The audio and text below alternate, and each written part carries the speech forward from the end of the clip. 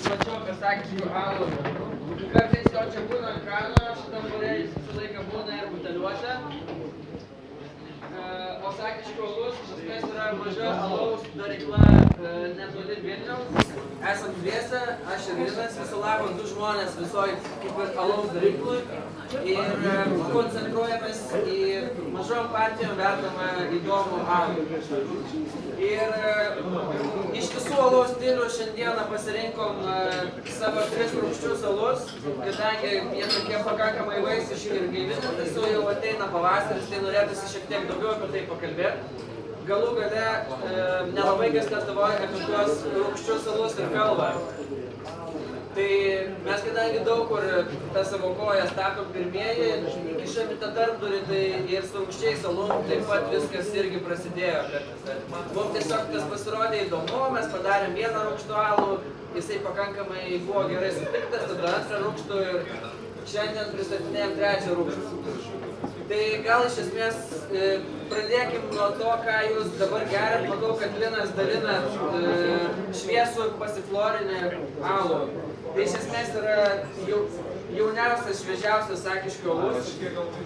Ir apie rūgščią temą kalbant, taip pat toks ką tik neseniai padarytas ir jūs pirmieji geriat Vilnių šį vakarą.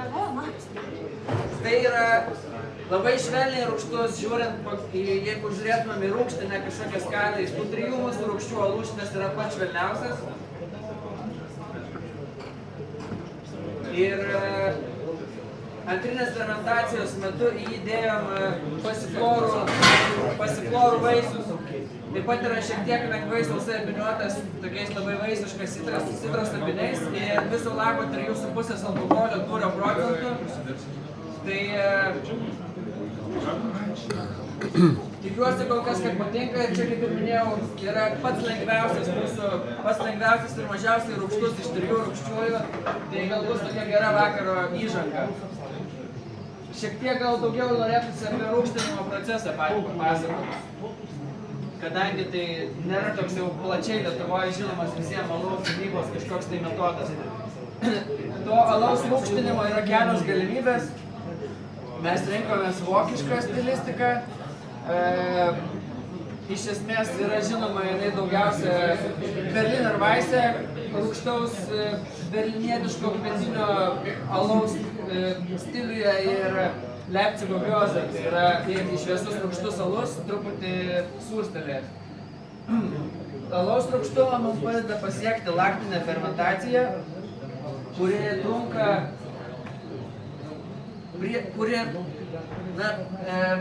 kuri vyksta prieš pagrindinę fermentaciją, kai mes jau fermentuojam alų natūraliom melėm.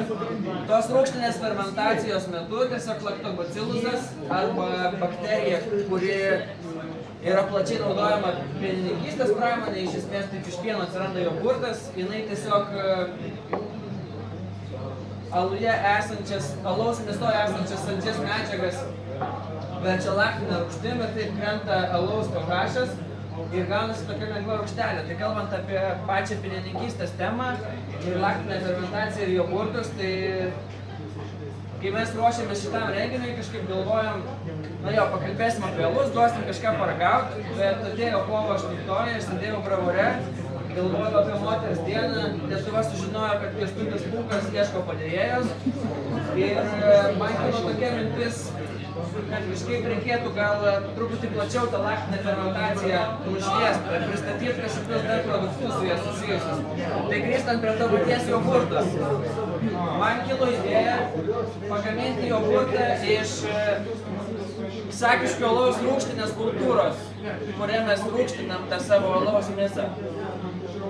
Ir iš pradžių aš tai buvau skeptiškai nusiteikęs, tuo pačiu lyg ir buvo toks nuotykio jausmas, bet iš kitos pusės lyg ir kažkaip neaišku, kaip viskas išeis ir iš tikrųjų viskas gavosi. Tai nežinau, ar yra drąsių žmonių čia šiandien, keli atsirado.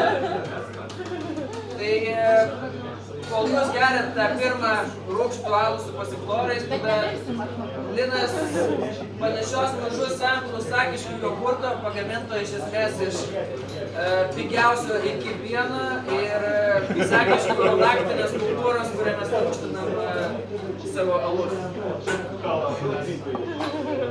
mes turime.